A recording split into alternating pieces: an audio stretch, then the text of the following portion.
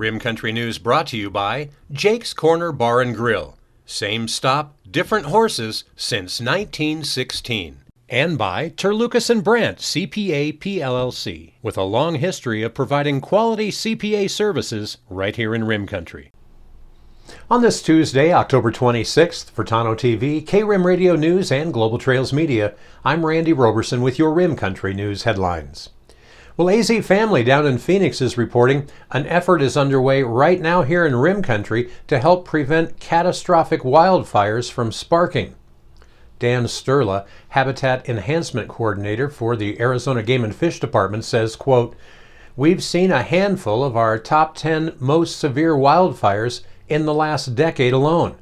They're becoming catastrophic fires, they're becoming more frequent, and they're only going to get worse in the face of changing climate." Well, down in Tano Basin lies an area that's being targeted by environmental officials and the U.S. Forest Service. "A race against time at this point on the landscape. We haven't done enough," said William Dudley, fuel specialist with the Tano National Forest.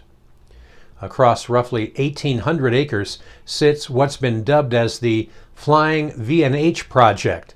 This dense brush woodland is packed with non-native and invasive plants which don't provide a lot of nutritional value for the wildlife that live here.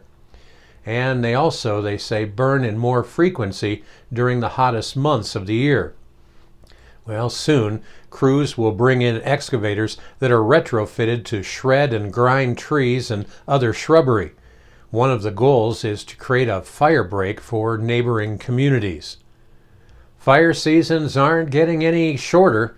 Areas that we can actually attempt to control a fire are important before it hits a community and allows us time to get around a fire, said Dudley.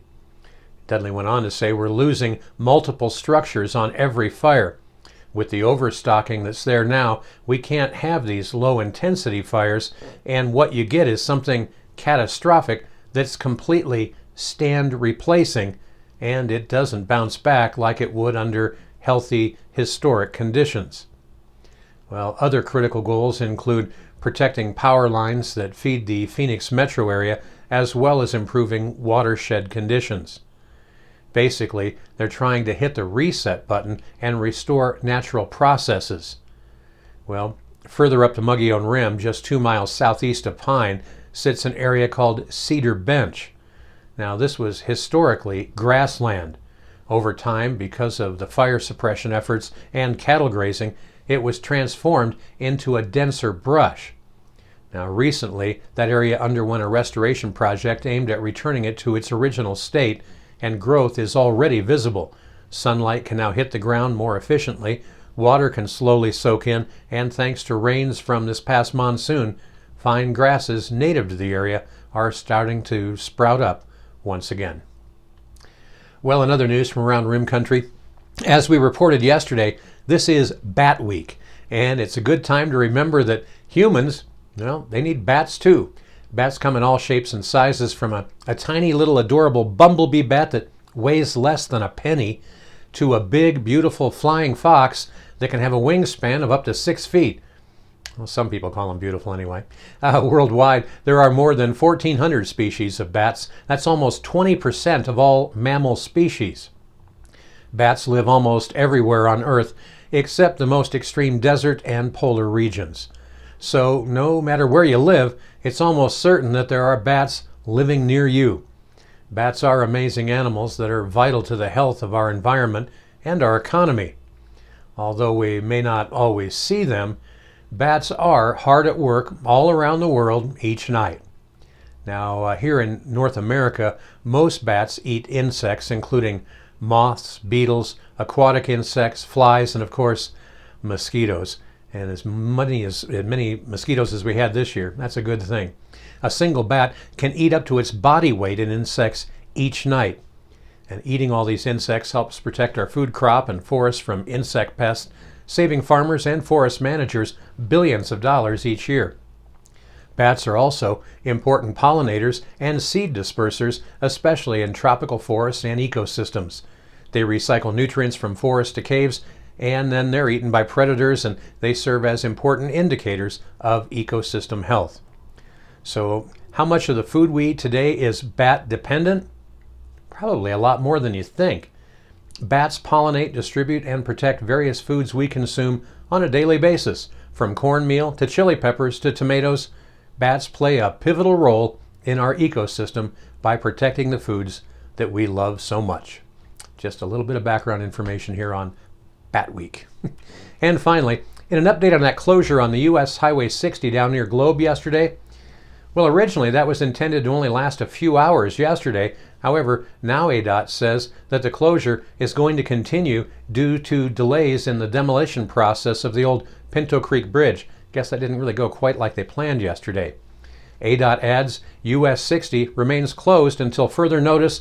When updates occur, we'll let everyone know. Oops. Well, coming up in Rim Country weather, areas of rain and high elevation snow will quickly move into eastern Arizona this morning and diminish by this afternoon. Gusty westerly winds will continue, especially over portions of eastern Arizona. You can expect a cool day today, followed by a cold night tonight. But what can you expect from Wednesday onward?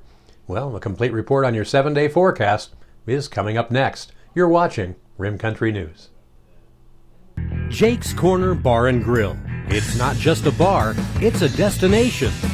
Jake started out as an Arizona stage stop way back in 1916, and folks have been stopping here ever since. Jake's also has been famous as a popular stopping spot for travelers headed to Rim Country or Roosevelt Lake. But as more people discover this historic stop, more and more, it becomes the destination. It was even featured in the 2008 movie Jake's Corner and later featured at the Sedona Film Festival. Ice-cold beers from the tap, imported or specialty beers, a generously stocked full bar, and great food that keeps you wanting to come back again and again. Enjoy a game of pool inside or step out and enjoy the covered patio and outdoor bar with live entertainment and much more. We hope to see you soon at one of the most historic stopping spots in Arizona, Jake's Corner Bar and Grill. It's not just a bar, it's a destination. Hi, I'm Bobby Davis with the Payson Golf Club. We're working to improve our business in the community of Payson, Arizona. We work with Tolucas and Brandt each week. They help us to move our business along with our accounting and paperwork. Thank you.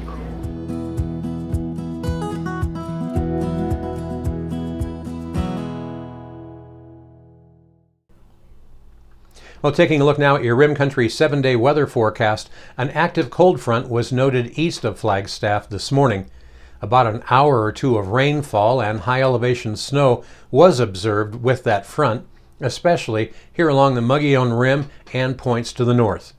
Now, previous forecasts calling for a tenth to a half inch of rain were verifying nicely this morning, with a few inches of snow above the 8,000 to 9,000 foot elevation up on the Kaibab Plateau, San Francisco Peaks, and the Chusca and White Mountains. Now, the trough driving this front moves into western Colorado later this morning, with frontal precipitation over the eastern zones rapidly decreasing by early this afternoon. But gusty southwest winds ahead of the front will transition to westerly and slowly decrease, lasting longest over Apache County. A variety of wind advisory products have followed this front from Monday afternoon, overnight last night, and continues into the east this afternoon. Temperatures will be below normal today, with a cold night on tap as skies clear from west to east. The remainder of the forecast period, however, features dry conditions, rising heights, and that will produce a warming trend and less wind. In fact, so much so that temperatures rise so quickly by the end of the week, some areas will be close to 10 degrees above normal. Kind of a nice finish for October. Next, well, we'll see what November brings us. Meanwhile, highs and lows around Rim Country today, well, they should be looking something like this. Here in Payson today, looks like it's going to be a pretty nice day. We'll have partly sunny skies in the morning, then gradually becoming sunny in the afternoon, with a high only reaching about 59 degrees, and winds could gust as high as 23 miles per hour. Tonight, it's going to be a chilly one in Payson, with clear skies and a low dropping down to around 36 degrees, And there's also going to be a few light northerly winds that are going to make that 36 degrees feel even a bit colder. Well, up on top of the rim at Clintswell, well, there you should see a high today, warming up to about 50 up there, and a low up there tonight, dipping down to a chilly 28 degrees. And then as we move south down into the deserts of Tonto Basin, that's where at O'Dark 30 this morning, by the way, I measured about 15/100ths of an inch of precip overnight. Well, today down in Tonto Basin, they should see a high right around 70 degrees. Be a beautiful day down there today, with a low tonight near 45. And that's what's happening around Rim Country. For Tonto TV, KRIM Radio News, and Global Trails Media, I'm Randy Roberson. Make it a great Tuesday. I mean, it's not Monday anymore.